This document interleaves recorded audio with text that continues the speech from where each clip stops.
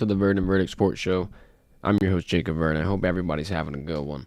Welcome into our Wednesday stream. We're going live more towards 1 o'clock in the afternoon now. We're switching things up. School started, getting into the mix of things.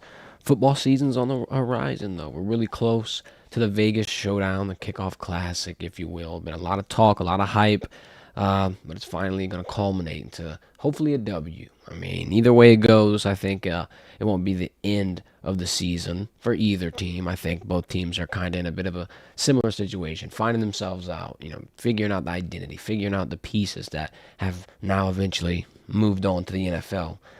We'll give you a little bit of a preview on what I think Garrett Nussmeier will develop into this season. We'll do some offensive line hype checking, and then I'll give you a little bit of an outlook on the defense, because I feel like the defense is your focal point here in this matchup. So during the stream, if you got any questions, if you got anything you want to type in the chat, go ahead. We'll be reading in the chat, answering your questions, keeping up with it throughout the live stream. Go ahead, drop a thumbs up for us. If you don't mind, hit the subscribe button. We'll be going live on Friday at 1 p.m. And it's official. Betting preview, USC game preview, whatever you want to call it, it's here. There's no more speculating. There's no more hypotheticals, no more reports, no more this, no more that. We're just breaking it down. We're back into the season grind. Here we are. Finally. Felt like it wouldn't come. Now it is here. But Garrett Nussmeier, we'll start this off just by saying the obvious. A lot of tools around him, a lot of pieces, a lot of things to make him look better. And that's the life of a quarterback. You're in a team with a lot of good skill positions, with a lot of good receivers, with a lot of good, offensive linemen, running backs, whatever the case may be. They're all going to come together, and like Coach Kelly says, the parts are going to be greater than the individual pieces, if that makes sense. Like, yeah, you had great pieces last year. You had Malik Neighbors, you had Jaden Daniels, you had people that were great individual players who exceeded expectations, who created explosive moments, helped push that offense to the forefront of college football.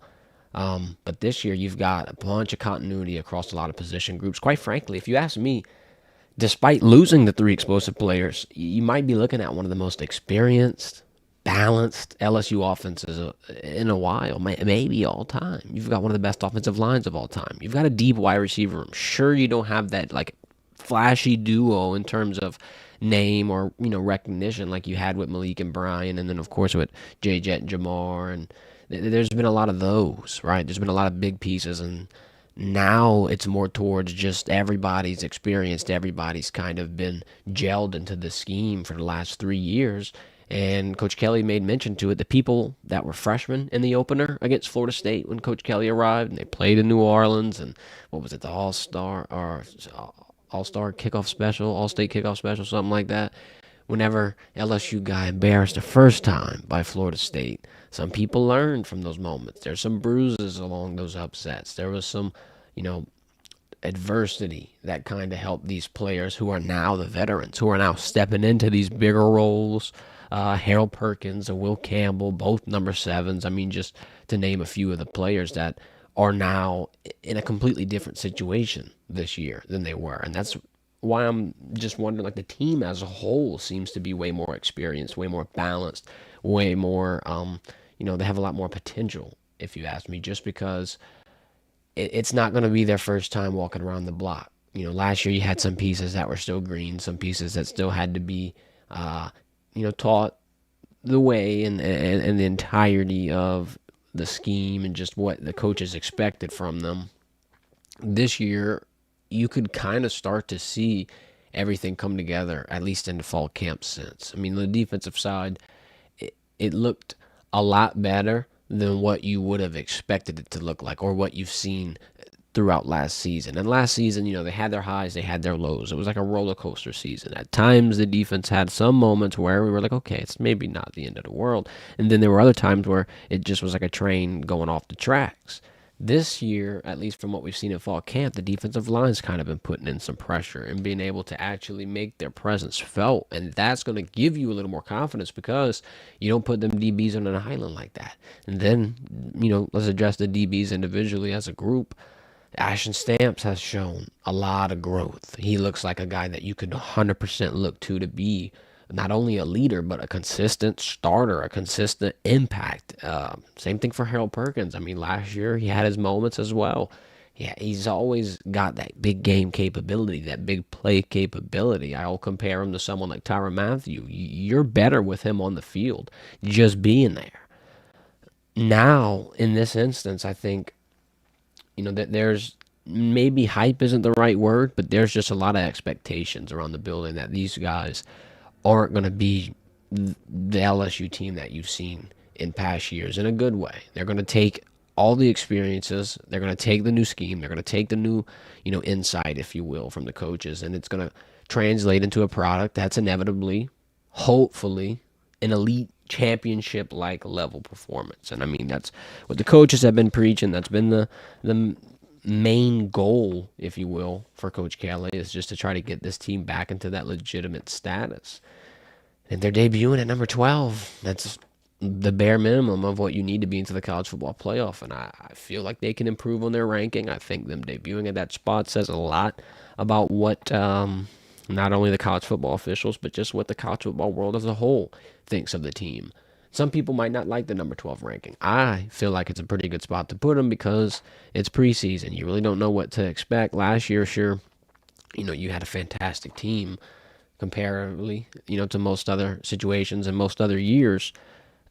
You didn't really get it done. You didn't really get over the hump. If you return someone like a Jaden Daniels, maybe LSU cracks into the top 5 just off of pure potential alone. This year, though, them putting them in the playoff race makes me think that maybe not the writing is on the wall, but a lot of other people are giving credit where credit is due because you can look to as many, little minuscule pieces to this as possible. You can look at Brian Kelly's 10-game win streak over the past few seasons. I don't know if it's 5-6 years running back to his time at Notre Dame. You can look to how Garrett Nussmeier is probably not going to be your run-of-the-mill first-year starter. He'll probably hit the ground running and be, like Coach Saban said, one of the all-time sleepers in college football. I mean, he threw for 400 yards almost against Wisconsin. I think it was 395. About 2 years ago, the SEC title game in Georgia. Sure, he comes in whenever it's almost figured out and the game is getting out of hand, and some people can rumor if that would be why he had the performance he did. I'm going to give him some credit. 300 yards against a Georgia defense whose backups would be able to start at most SEC schools. It didn't matter if it was garbage time or not. They were still ready to play. You're telling me you don't think they wanted to intercept Garrett Nussmeier or add on to the beating that was happening in the SEC title game?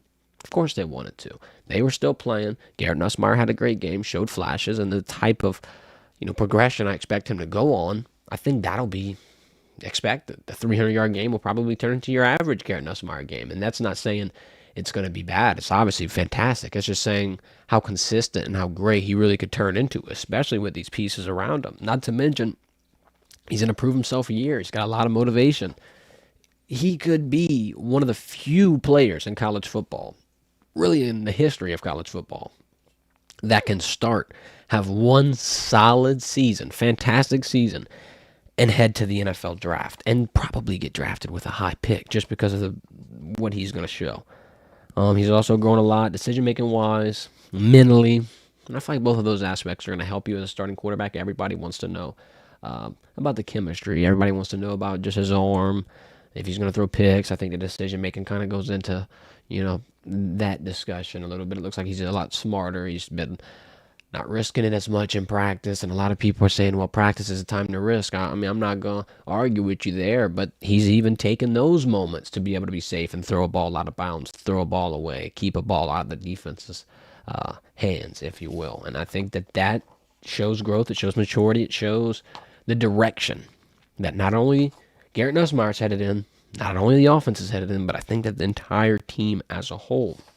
Let's dive into the offensive line hype check because I feel like this is seamless. Will Campbell sounded off at his presser, and he sounded confident. And you want to hear that from your big number 7, your big leader. I mean, I'm gonna dub him the spokesperson of LSU football at this point. He had a lot of good sound bites. One of them was saying he's not going to Las Vegas to go to Caesar's Palace. He's going to get into a fist fight with USC, and I mean that's gonna make you just sit up a little bit and be like, okay, well, we got some oomph behind this. We've got some real physical aggression that's about to come out of these men. He kept mentioning multiple times about running the football. They're not going to hide it, and it's all been played out in the open for honestly the last couple of weeks. Everyone's been talking about the bully ball. Everybody's been talking about USC's undersized line. A lot of people are debating if it is undersized. I mean, if it wasn't, I'm wondering why it has been such a big talking point. I feel like, yeah, USC has some talent, and I'm not going to short them on that side of the stick, but I do want to just explicitly warn any doubters of LSU's offensive line that they could be in a situation where they turn into, like I said earlier, one of the best offensive lines you've seen at LSU ever. They've had a lot of hype built around them. Yeah, you got two of the best tackle pairings, but you've also got a lot of consistency with guys like Garrett Dellinger and Miles Frazier. Garrett Dellinger joins Will Campbell and Emory Jones in the fact that they've played every year of their career, the fact that they were thrown into the mix in their freshman year. They were able to just constantly, stack days, build reps, and get into the position that they are in today. And I feel like this is really one of the biggest pieces to LSU having a successful game this weekend. And we'll dive into it more on Friday when we do the preview. I don't want to harp on it too much. But if you have an offense, chew the clock, methodically get down the field, get first downs, keep that other offense off the field, you in turn help your defense. They're resting, they're getting confident, they don't have to come right back out because you went 3 and out and the other offense is stacking momentum and they're like, oh geez.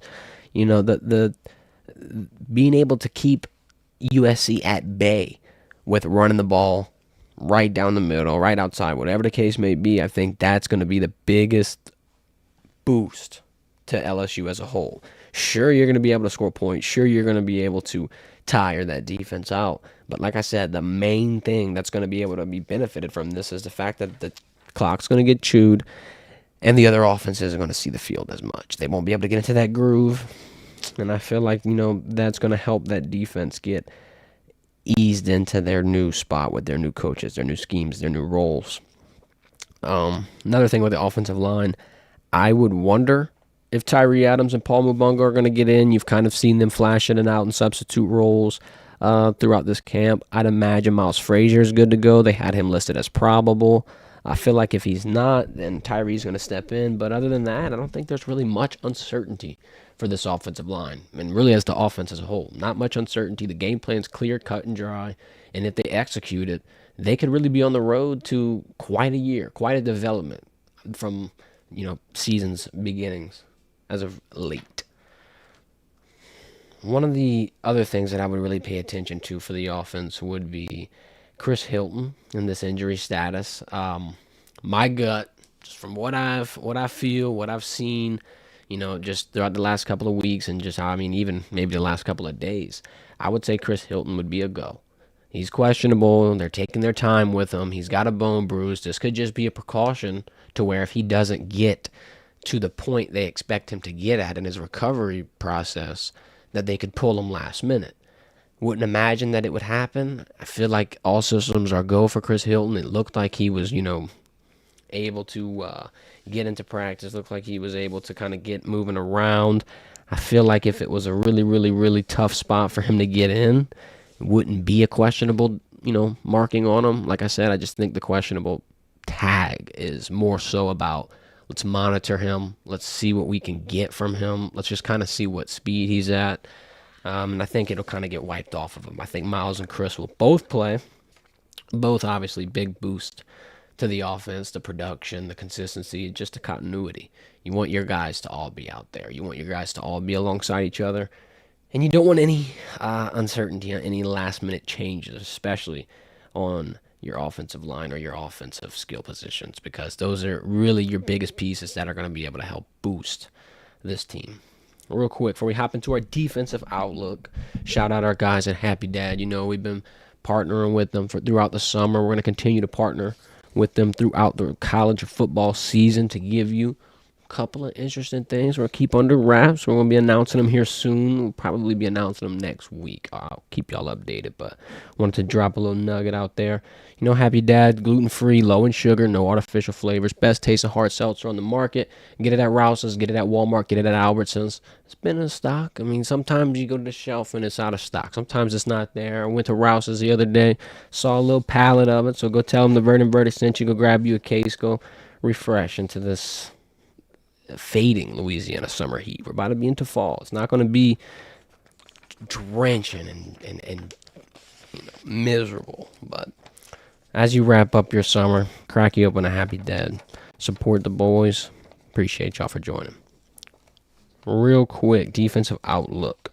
Kind of talked about it earlier with the offensive segment. They are going to be reliant on, and I'm not going to say reliant, that's really lack of a better word. They're going to be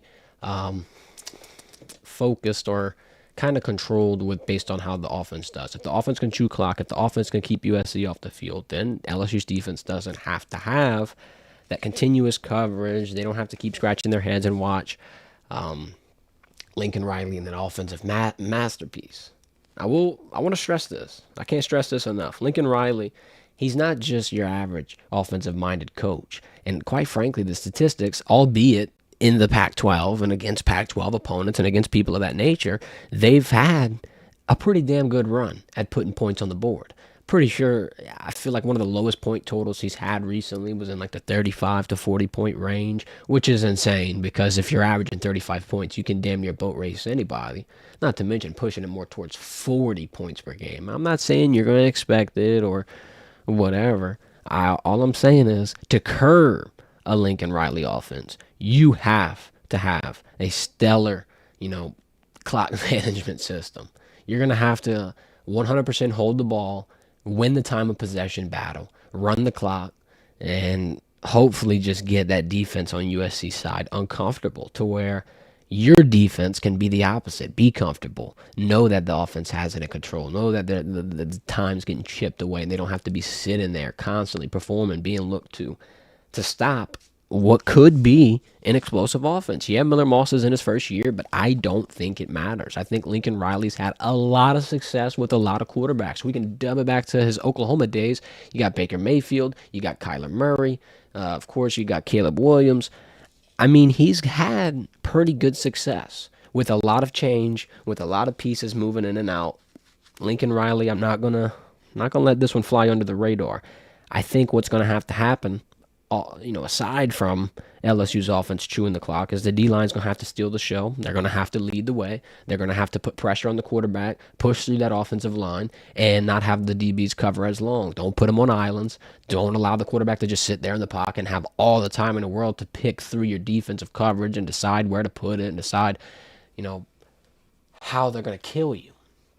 If the D-line can put pressure on them, I mean, sure, the DBs are going to be tested, but I feel like this could be it's a doable situation. It's not like you've got an uber mobile quarterback with a huge, wide receiver room that could torch you in any which way. I feel like LSU's kind of blessed in this instance because their wide receiver room, I mean, look, I'm not going to sit here and go compare every single position group or every single room or every single asset of this team. I would feel like LSU's wide receiver room, if it's not better, it's just as good as USC's wide receiver room. And with that being said, you've been tested by your wide receiver room all camp. You've guarded guys like Kyron Lacey. You've guarded guys like Chris Hilton Jr., C.J. Daniels, whoever you want to throw out in there. You've been there. You've done that. You've taken care of it. I feel like going into this game, it shouldn't be anything different. This could be one of the biggest pulse checks you get on LSU's defense in the next 5 weeks. Yeah, they go to South Carolina in week 3, but other than that, Nichols, UCLA might be an interesting little spot. South Alabama could be, interesting first quarter. Probably going to be, over with by the end of the game. But week 1, you're really going to get to see what speed LSU is going to be playing at when it comes time to Ole Miss, Bama, potential college football playoffs. This is the litmus test. Yeah, it's week 1. It's not going to be make or break. Obviously, you can grow, turn into a different team after. I mean, you've seen LSU do it the last 4 years, unfortunately, because they've lost the last 4 openers. In the last 2 seasons, they've shaken it back, got double-digit wins. But this year, you win this game with the 12-man college football playoff being as wide open as it is, and you have a complete change of fate. You have a completely new season ahead of you. I would stay on the lookout if I was a fan, if I was trying to see what this defense was going to be and the personnels and just like the overall pulse of it. I would be on the lookout for maybe Sage Ryan moving back to safety during the game. I don't know if he comes out in corner. I don't know if he comes out in safety. It's going to be one of the more interesting pieces. I would be on the lookout for that. If that's the case, I'd be on the lookout for J.K. Johnson sliding into cornerback 2. We got our guy Trevor in the chat asking, is Zai going to play? Because I know we'll need him and Jair Brown at some point and J.K. Yeah, I feel like right now, with the order that they're going to have cornerbacks in, I'd imagine that J.K. Johnson would slide out before Zai at this point. Zai Alexander, great DB, had a lot of consistency last year. You know what to expect from him.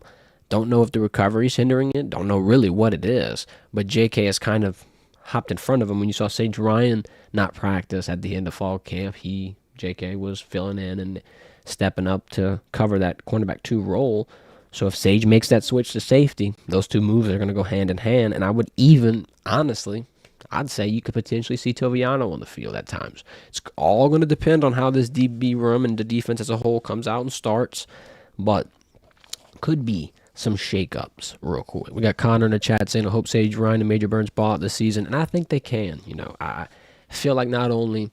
We're talking about experience. We're talking about veteran pieces, growth, maturity, all these different, verbiages that you can use to talk about a team that's growing into their own and hitting their potential. And these two guys exemplify that the best, quite frankly. Sage Ryan has taken everything on the chin, whether it be switching positions, being cross-trained, hate from whatever. He's been able to completely ignore all the distractions, focus on his development, his game plan, his potential as a whole, really. And now he's in a big year where if he has a good season, he gets to play on Sundays. And the same thing for Major Burns. He's going to be in a new position. Blake Baker's kind of like, okay, we feel like you're best fit here. And if it turns out to be true, as we've kind of seen him in practice, be, I'm not going to say a secure tackler because, yeah, you're playing against your own guys. And at times they're not always wrapping up. But for the most part, at that point in the field, near the linebacker spot. Last year, just seeing what he was able to do with the tackle totals, he could probably be one of the best tacklers on this defense. Brian Kelly has said time and time again that the safety room, or just really the open field tackling as a whole, is going to have to be addressed, and he's kind of maybe not worried about it for the defense going into week 1, but I'd imagine it would be an emphasis, a focal point, if you will.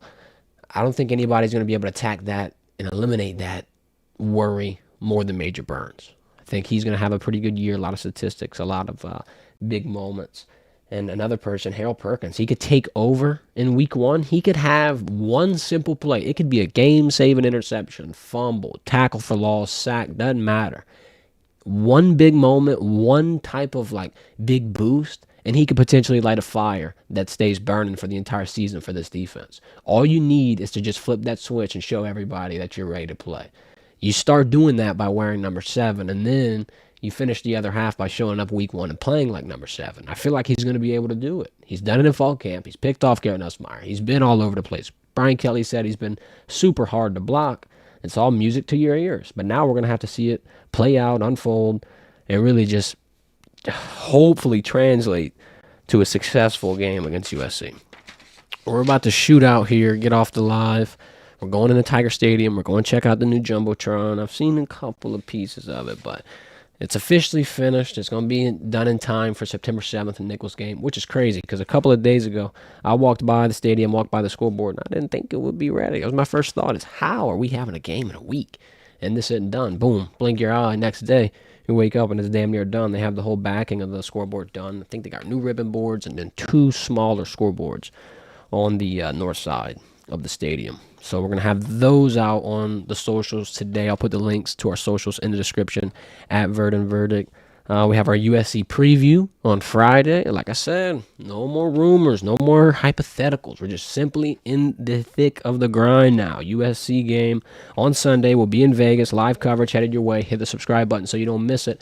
Hey, if you're a betting man, if you're a gambling man, I would tune in on Friday because we'll have some picks for you. We'll have a preview, a prediction, your classic, what to expect, what to see from both sides, yada, yada, yada. But if you like parlays, we're going to be cooking something up for you on the Verdin Verdict. Thank you to everybody that tuned into the stream.